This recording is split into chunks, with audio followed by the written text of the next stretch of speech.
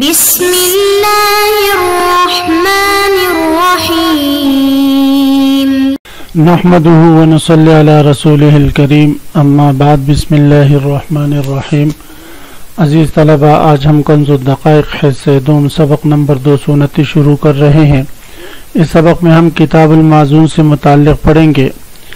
آج کی اس سبق کا خلاصہ یہ ہے کہ مصنف علیہ الرحمہ باب المعزون کے آخری 2-3 مسائل ذکر کریں گے۔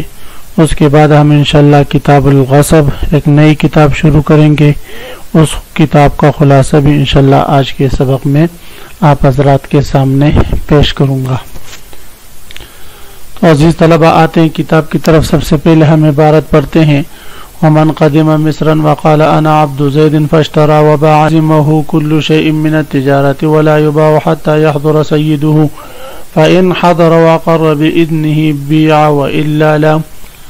صورت مسئلہ یہ ہے کہ اگر کوئی شخص باہر سے آیا، اجنبی ہے، اور کہتا ہے کہ میں زید کا غلام ہوں، لہذا اس نے مجھے بیع و شراء کی اجازت دی ہے، میں عبد معزون ہوں، آپ حضرات مجھ سے بیع و شراء کر سکتے ہیں، یعنی تجارت کی مجھے اجازت ہے میری آقا کی طرف سے۔ تو چونکہ عوام الناس اسی طرح کرتے ہیں، جب کوئی شخص اپنے آپ کو عبد معزون ظاہر کرے تو اس کے ساتھ معاملات کرتے ہیں، تجارت وغیرہ کرتے ہیں۔ ما رآہ المسلمون فهو عند اللہ حسن، یعنی ما رآہ المسلمون حسنا فهو عند اللہ حسن۔ جس چیز کو عام مسلمان عرف عام میں اچھا سمجھے، بہتر سمجھے مسلمان، اس پر عمل کرے تو اللہ کے ہاں بھی اچھا ہوتا ہے۔ تو اس لیے عام طور پر جو لوگ اس طرح مارکیٹ میں آتا ہے، اپنے آپ کو کسی مشہور شخصیت کے بارے میں بتاتے ہیں کہ میں فلاں کا بیٹا ہوں یا فلاں کا غلام ہوں، تو لوگ اس سے تجارت وغیرہ کرتے ہیں، کوئی دلیل وغیرہ کا مطالبہ اس سے نہیں کرتے۔ تو لہذا اس کے اس کہنے سے اس سے مالی معاملات، تجارت وغیرہ کرنا یہ جائز ہوں گے۔ لیکن اگر ان مالی معاملات پہ اس پہ قرضہ چڑھ جائے تو اس قرضے کی وجہ سے اس غلام کو بیچا نہیں جا سکتا۔ قرض خواہوں کی اس بات کی اجازت نہیں ہوگی کہ اس کو بیچ کر اپنا قرض اس کی قیمت سے وصول کریں جب تک کہ اس کا اصل مالک حاضر نہیں ہوتا۔ پس اگر اس کا اصل مالک حاضر ہو جائے، وہ اقرار کر لیں کہ اس نے میری اجازت سے آپ حضرات سے یہ تجارت کی ہے، تب تو اس کے بعد اس کو بیچا جائے گا۔ اگر اس نے انکار کر لیا تو پھر قرض خواہوں کو اس کی بیچنے کی اجازت نہیں ہوگی، بلکہ وہ اس کے عتق تک انتظار کریں گے۔ جب وہ آزاد ہو جائے گا تو بعد العتق سے اپنے دین کا مطالبہ کریں گے۔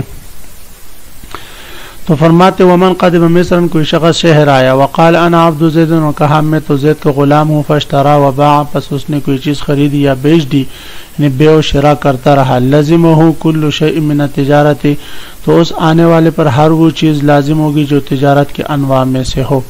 ولا يباع حتى يحضر سيده، فرماتے ہیں اس غلام کو بیچا نہیں جائے گا جب تک کہ اس کا آقا حاضر نہیں ہوتا۔ فإن حضر، پس اگر وہ حاضر ہوا، واقر، اور اقرار کر لیا، بإذنه، اپنی اجازت دینے کا، بیع، تو پھر اس غلام کو بیچا جائے گا۔ وإلا لا، اگر وہ اقرار نہیں کرتا، وہ کہتے میں نے تو اس کو تجارت کی اجازت نہیں دیتی، یہ ویسے جھوٹ بولا ہے، تو اس صورت میں اس غلام کو بیچا نہیں جائے گا۔ ہاں اگر تجار نے دلائل پیش کر دی، بینہ پیش کر دیا اس بات پر کہ اس آقا نے ان کو تجارت کی اجازت دی تھی، تو فرماتے اس صورت میں بینہ معتبر ہوگا اور ان تجار کے بینہ پر عمل کیا جائے گا، اس لیے کہ بینہ یہ شرعاً ایک ایسی دلیل ہے جو زیادتی کو ثابت کرتی ہے۔ اس لیے فرماتے ہیں کہ تجار نے اگر بینہ قائم کر دی تو ان کے بینہ کی وجہ سے پھر مولا کی بات نہیں مانی جائے گی، اس غلام کو بیچا جائے گا۔ وَإِنْ أَذِنَ لِلصَّبِيِّ وَالْمَعْطُوهِ الَّذِي يَعْقِلُ الْبَيْعَ وَشِرَاءَ وَلِيُّهُ۔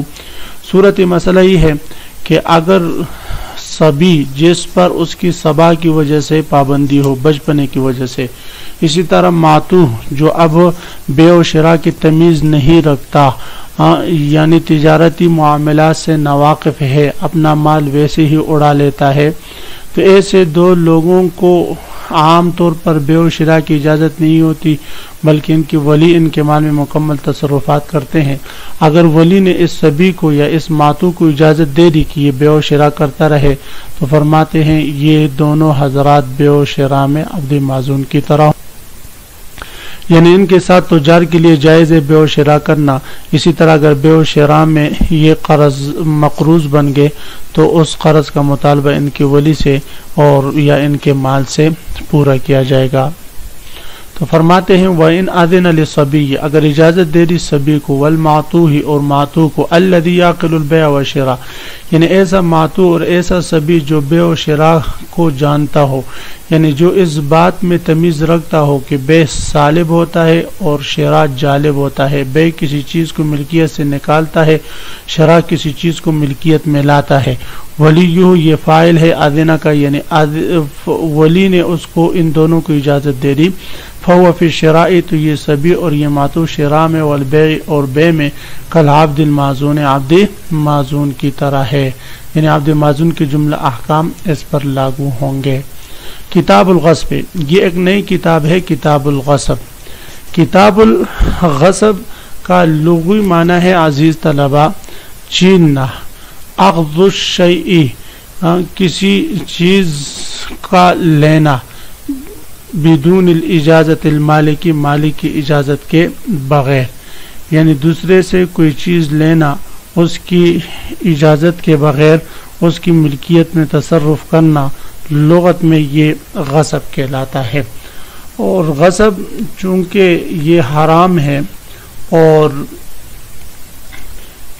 اس کی حرمت کتاب اللہ سے، سنت رسول سے اور اجماع امت سے ثابت ہے۔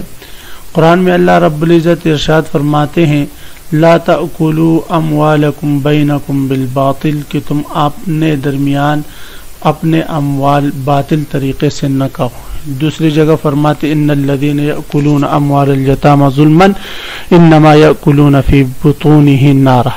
اور حدیث شریف میں آپ صلی اللہ علیہ وسلم ارشاد فرماتے ہیں حرمت مال المسلم کا حرمت ذمت ومن غصب شبرا من ارض طوقہ اللہ به 7 ارضین، جو ایک بالش برابر بھی اگر کسی کی زمین میں سے قبضہ کر لے، اسے غصب کر لے، تو قیامت کے دن وہی زمین اس کے گلے میں آگ کا توق بنا کر اس کو پہنایا جائے گا۔ اللہ تعالی حفاظت فرمائے۔ غصب کرنے والے کو کہتے ہیں مغصوب منہ، جس سے کوئی چیز غصب کی جائے، اور مغصوب اس چیز کو کہا جاتا ہے جس کو غصب کیا جائے۔ فرماتے ہیں کہ اگر غاصب کو یہ معلوم ہو کہ وہ مال غیر لے رہا ہے، بغیر اس کی اجازت کے لے رہا ہے، تو وہ گناہگار ہوگا۔ پھر اگر وہ شے مغصوب اس کے پاس ہے تو اس کا واپس لوٹانا ضروری ہے۔ اگر ہلاک ہو گیا ہو تو اس پر اس کی قیمت، اگر شے مثلی ہے تو اس کا مثل اس پر دینا یہ لازم۔ اس کتاب میں مصنف علیہ الرحمہ نے سب سے پہلے غصب کی تعریف کی ہے، اس کے بعد دوسرے نمبر پر الحکم والانواع، غصب کا حکم ذکر کیا، اور اس کے بعد اس کے انواع یعنی اس کی قسم ذکر کیے ہیں۔ تیسرے نمبر پر مصنف علیہ الرحمہ نے استغلال المغصوبی، مغصوب سے فائدہ حاصل کرنا۔ اگر غاصب نے مغصوب سے فائدہ حاصل کر لیا تو اس کا حکم ذکر کیا ہے کہ وہ کس کا ہوگا کس کا نہیں۔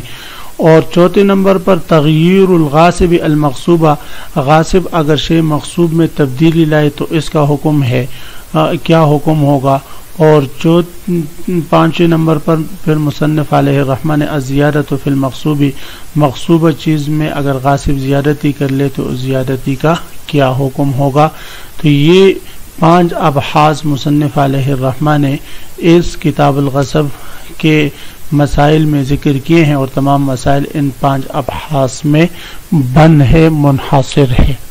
تو عزیز طلبہ، اب ہم آتے ہیں سب سے پہلی بحث کی طرف، یعنی غصب کی تعریف کی طرف۔ تو غصب کی تعریف مصنف علیہ الرحمہ فرماتے ہوئے ازالۃ الید المحققۃ باثبات الید المبطلۃ، وہ ثابت شدہ قبضہ جو برحق ہو، یعنی حق قبضے کو زائل کرنا اور باطل قبضے کو ثابت کرنا ہے۔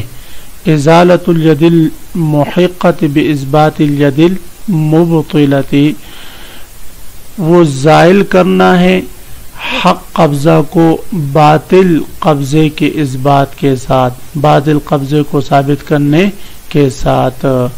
تو یہ مصنف علیہ الرحمہ نے غصب کی تعریف کی ہے۔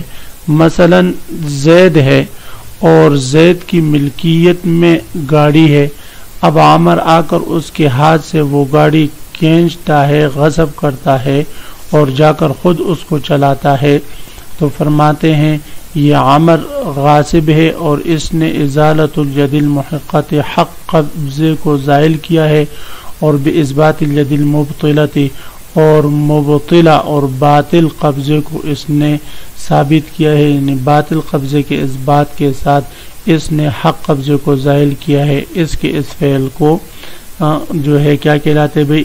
غصب کہلاتے، اس کا یہ فعل شرعاً غصب ہے۔ اب اسی پر مصنف علیہ الرحمہ یہ ایک مسئلہ متفرع فرما رہے ہیں، فالاستخدام وحمل الدابۃ غصب للجلوس علی البساط۔ پس اگر کوئی شخص کسی کے غلام کو گرفتار کر کے اس سے خدمت لیتا رہے، کوئی گاڑی لے کر اپنے قبضے میں اس کو چلاتا رہے، وحمل الدابۃ یا سواری ہے اس کی، گھوڑا ہے یا اونٹ ہے، اس کو لے کر اس پر سوار ہو کر جا رہا ہے گھر کی طرف، یا اسی طرح جو ہے گاڑی ہے اس کو چابی لگا کر سٹارٹ کر کے لے جا رہا ہے، تو یہ غلام سے خدمت لینا، گاڑی کو چابی لگا کر لے جانا یا سواری کی رسی کھول کر اس کو لے جانا، غصبن یہ غصب ہے۔ وجہ یہ ہے کہ اس نے اس غلام پر جو حق قبضہ تھا اس کو زائل کر دیا، اس سواری پر جو حق قبضہ تھا اس کو زائل کر دیا، اور اثبات ید المبطلۃ اور باطل قبضے کو اس نے ثابت کر دیا۔ للجلوس علی البساط، ہاں اگر کوئی شخص، اب ڈرائیور ہے اپنے گاڑی کی سیٹ پر بیٹھے ہوئے، جا کر اس کے ساتھ کوئی شخص گاڑی کی سیٹ پر بیٹھا اور کہا بھئی یہ گاڑی میری ہے، تو جب تک اس کو سیٹ سے اتارتا نہیں، اس گاڑی کو وہاں سے لے کے نہیں جاتا، اس وقت تک صرف بیٹھنے سے وہ غاصب شمار نہیں ہوگا۔ اسی طرح کوئی شخص جا کر کسی کی گھر کے برآمدے میں بیٹھ جائے اور کہے بھئی یہ اس پر میں نے قبضہ کر لیا، یہ جگہ میں آپ کو نہیں دوں گا، تو صرف فرش پر بیٹھنے سے، گاڑی کی سیٹ پر بیٹھنے سے یہ غصب نہیں کہلائے گا جب تک کہ وہ ازالت الید المحق نہ ہو، یعنی حق قبضے کو زائل نہیں کرتا، اس وقت تک جو ہے یہ غصب کی تعریف اس پر فٹ نہیں آئے گی۔ للجلوس علی البساط، تو فرماتے ہیں خادم سے خدمت لینا اور اسی طرح سواری پر سوار ہونا یہ تو غصب کے زمرے میں آتا ہے، لیکن کسی کے فرش پر جا کر بیٹھ جانا یا کسی کی زمین پر جا کر بیٹھ جانا یہ غصب نہیں کہلاتا۔ عزیز طلبہ، اسی مسئلے کے ساتھ آج کے سبق کا اختتام ہوا۔ آج کے سبق میں ہم نے کتاب المعزون کے کچھ مسائل پڑھے اور اس کے بعد ہم نے کتاب الغصب شروع کی۔ کتاب الغصب کا خلاصہ ہم نے پیش کیا اور اس میں ہم نے آج پہلی بحث یعنی تعریف سے متعلق پڑھا، غصب کی تعریف سے متعلق۔ آپ حضرات اس کو خوب غور سے سنیں سمجھیں۔ اللہ ہم سب کا حامی و ناصر و آمین، وآخر دعوانا ان الحمدللہ رب العالمین۔